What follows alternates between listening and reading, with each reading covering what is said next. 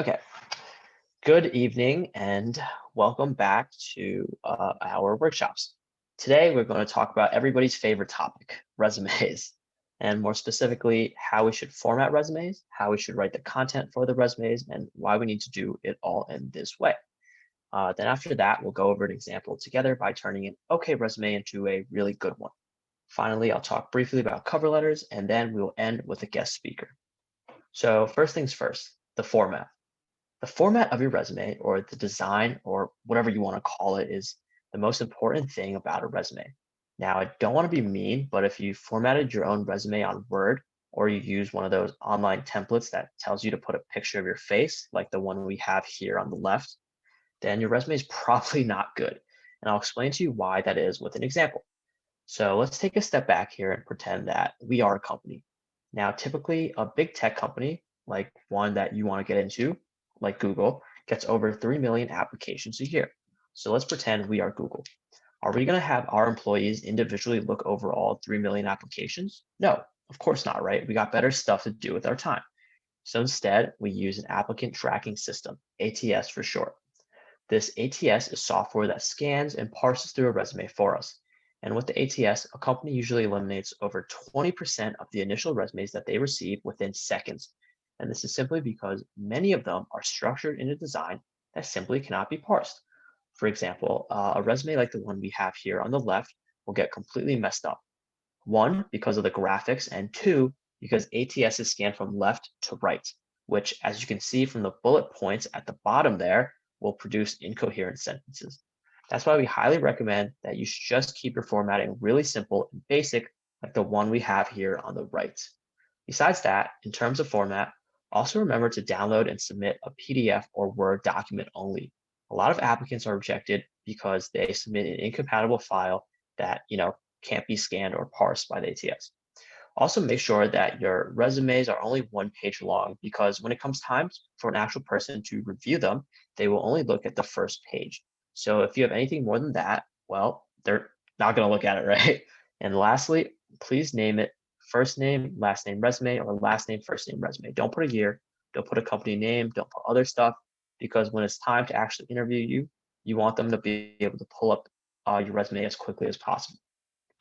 So now that we have gone through that, let's kind of shift gears and talk about how exactly your resume will be reviewed and why that is important.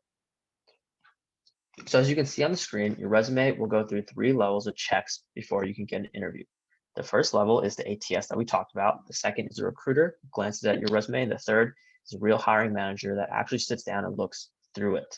So first off, your resume will be scanned and parsed by an ATS. More specifically, the ATS will scan for specific keywords that have been predetermined by the company. And if your resume matches whatever they want by a certain percent, then it is passed on to the recruiter. So this just means that the least qualified applicants are rejected right away. In fact, over 75% of applicants are rejected at this stage. This means that over 75% of applicants don't even have their resumes looked at by a real person. So you want to be in that top 25%. And if you are, then your resume will be sent to a real person, a recruiter. Now, this recruiter typically only looks at a resume for 10 to 15 seconds. So just like the ATS, it's super quick, and its job is to try to reject as many people as possible as well. It's just faster and easier to do it like that. And I'll give you an example. So say we went and we sat down at a restaurant, right? And I asked you, what do you want to eat? And you looked at your menu and you saw a whole bunch of options and you didn't know what to do. So usually you would look at everything you don't want to eat first and and see which ones you don't want to eat, because it's just much faster to do that. So just like that, a company usually rejects the people that they don't want first because it's easier and faster to do that, right? And so basically this recruiter will do a quick scan of your resume like that. And they're also looking for keywords and buzzwords. And if they see them, great. And if they don't, it's not so great. Then finally, once you get past the recruiter, your resume will be met by a hiring manager. This person will actually sit down and thoroughly read through everything and then decide if you get an interview. They're most likely a person that will give you a call or email you about the interview as well. So why is all this important? Well, because it actually tells us exactly how to write the content for our resumes. This is because, like I mentioned, 2 stages of the reviewing process are about buzzwords and keywords.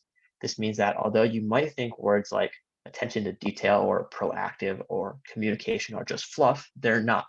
In fact, when a company puts out an application, most of the time they include a long list of skills that they expect from their applicants at the bottom. And all of those skills are exactly what the ATS and recruiters are scanning for.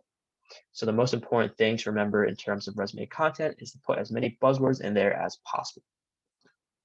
Now, that doesn't mean just list a whole bunch of buzzwords, right? Obviously, put them into coherent sentences. And besides that, other things to remember in terms of the content is what sections to include and exclude. First off, please do not put an objective section. Everyone loves to put an objective or mission section for some reason. But like we all know what your objective is, it's to get a job, right? So don't put it because it's a waste of space. Sections you should include though are an education section, experience section, project section, skill section, and interest section. Make sure to put the education section because we're still in or we're just coming out of college, right? Also make sure to put your GPA if it's above a 3.0. If it's not, that's completely fine. My friend Justin actually got an offer from Amazon with a 2.9. So, just leave it out. And then for your experience section, make sure to include all the companies you've worked for, as well as all the school clubs you're part of. The same goes for your personal projects. Our presentation next week will actually be about personal projects, so keep an eye out for that one. And also make sure to have a skill section where you list all the languages, the skills, the technologies that you're familiar with. And lastly, include an interest section for sure. Most of the time, recruiters and interviewers want to see who you really are, right? And I'll give you an example for that one. When I was interviewing for this one company, the hiring partner, he saw that I was interested in soccer, and he's a guy that's from Germany, and you know how Europeans love soccer, right? We literally talked for like 20 of the 30 minutes about his favorite soccer team. And then moving on, we have bullet points. So for bullet points, make sure to keep them consistent. This means that if the description for one job has 3 bullet points, then all of your other descriptions should have 3 bullet points as well. And I say 3 as example. You can obviously have however many you want. Just keep it clean. Lastly, for the descriptions, once again, remember that the description should have as many buzzwords as you can fit in them. Besides that, don't forget that recruiters who are reading your resumes are HR people. If you put a really complicated description, then they're not going to understand it. And if they don't understand it, then you're going to get rejected. Lastly, make sure to use numbers to quantify. People understand numbers. So make sure that every job or project description has at least one numerical metric, like I increased the company's efficiency by 10% through X, Y, and Z. So now that we have gone over that, let's see all of this in action. I'm actually going to do this really quickly. So on the left, we have my friend Sebastian's resume. As you can see, he had a objective section, which right away we got rid of. And also his spacing is really weird. And he doesn't have, if you look at his experience section, he doesn't put like the name of the company and then like the position in a way that you understand it, right? So on the right, as you can see, we fixed all of that. And we fixed the spacing as well. His bullet points were also inconsistent, so we fixed that. Another thing to look out for is that make sure your bullet points go to the end of the line. So if you could look at the thing on the right, all his bullet points go to the end of the line. Also for your date, make sure just to use 3 letters. As you can see on the left, he put the whole word of September or January or whatever, and it looks really sloppy that way. So keeping it consistent like the one on the right is really important. And if you want the template for the one on the right, the link will be down in the description. Now, if you're interested in having your resumes reviewed and redone in the same way, you could go ahead and apply for a mentorship program. The deadline is coming up real quick, so make sure you apply before it's too late. A link to that will also be in the description below. And lastly, let's talk about cover letters. So you don't actually need a cover letter for most tech companies. A lot of them don't even give you an option to upload one. But if you do want to have one just in case, remember to keep 3 things in mind.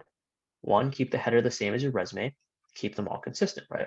Also make sure to keep it short and simple because no one wants to read a super long document. Lastly, just like with the resumes, make sure to pack as many buzzwords in there as possible.